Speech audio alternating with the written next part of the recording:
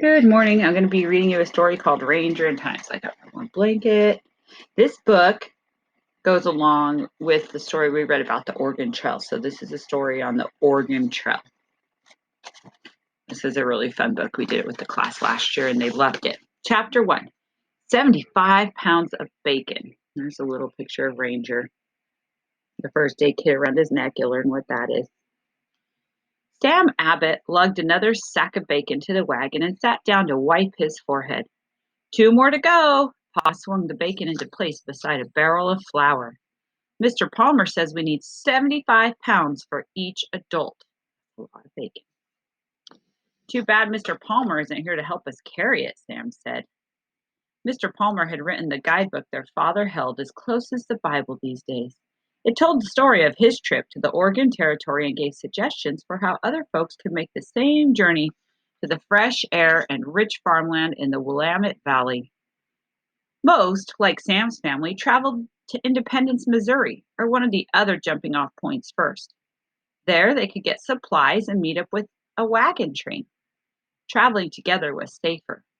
For each adult on the journey, Mr. Palmer said to pack 200 pounds of flour, that would make like their bread, 75 pounds of bacon, 30 pounds of pilot bread, I'm not sure what pilot bread is, 10 pounds of rice. Sam and his father had packed some of that before the family set out from their farm near Boonville, Missouri, 6 days ago. There's a picture of Sam and see they're packing up the covered wagons. We saw covered wagons in our story. There's Ma with the baby, Dad handing her stuff. We haven't read the story yet. We will. Can't remember which order this is in. When they arrived in Independence, they purchased the rest at a busy trading post. Now they had to finish loading it into the wagon. Sam's arms ached. How was he going to make it 2,000 miles to Oregon when he already tuckered out just from loading supplies? And how was he going to make it without Scout? They'd left their farm hound behind in Boonville with Uncle Jim and Aunt Cecilia, so he had to leave his dog at home. Pa said poor Scout was too old to come so far. He said it wouldn't be fair. Sam didn't think it was fair to make him go either, but nobody seemed to care about that. They were setting out on the trail this morning, now that the grass had grown enough for the oxen and horses to eat along the route. Sam, are you looking after Amelia? His mother called from the wagon. She and Sam's older sister Lizzie were packing herbs and medicine into a small wooden chest. She's here playing with Mabel and Peg. Sam slid off the back of the wagon and shuffled past his 3-year-old sister Amelia. Amelia was making her rag doll dance for the chickens they'd brought to lay eggs along the way. Sam was about to grab another sack of bacon when he heard a shout, "Whoa!" A horse had broken away from its owner and was tearing through the square.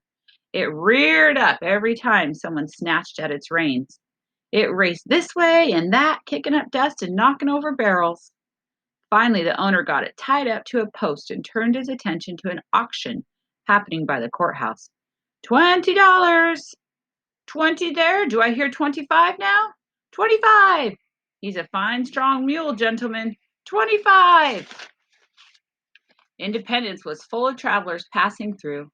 Some, like Sam's family, were making a trip to the Oregon Territory for better farmland. Others were going to California to search for gold. We know about California. When some of them heard stories about disease, starvation, and snowstorms along the route, they decided they were not for the trip after all. Then they started auctioning off their mules to the highest bidders. Sam sat down on the heap of sacks and watched. He wondered what it would be like to set off on his own to find gold in a mountain stream. Sam, Pa called from the wagon, we can't eat your daydreams out on the trail. Load the rest of that bacon. Sam stood up and sighed. He shoved a hand in his pocket and felt the folded up friendship quilt squares his cousin had made. They had finished in time to include them in the big quilt that Aunt Cecilia put together for their family. But they gave them to Sam anyway. He was glad. So they hadn't finished. I read that wrong. They hadn't finished the quilt squares, but they gave the extra ones to Sam just to have. He liked having 3 small squares of home in his pocket. One had a picture of Scout carefully outlined in thread. Another square showed the crooked apple tree by the fence. The third showed the Abbott's farmhouse and barn pieced together with colorful scraps of fabric. Sam already missed home so much. So the quilt squares are almost like photographs. They stitched in with fabric all his memories. Pa said it was all right to be sad, but your heart has room to love more than one place, he promised. Pa said the Oregon Territory was a land of milk and honey. He said it would be one of those places to love for sure. Still, Sam couldn't help worrying it would be like Independence, a land of dust, smelly animals, and stale bread. At least they'd have bacon. He hugged another sack to his chest. Amelia! Sam's mother called out. She was searching around the wagon frantically. Amelia! Her eyes landed on Sam. Where is she? I was watching her, but Sam ran to where his sister had been. Her doll lay in the dirt next to the chicken coop. Sam picked it up and looked around. Amelia was gone. That's the end of chapter 1. Chapter 2 is called Mystery in the Garden. Let's hope they find Amelia. There's Ranger in time. So far we're packing up a covered wagon to head west on the Oregon Trail, and Sam has the job of loading all that bacon into the wagon. So we'll see how it goes for the family.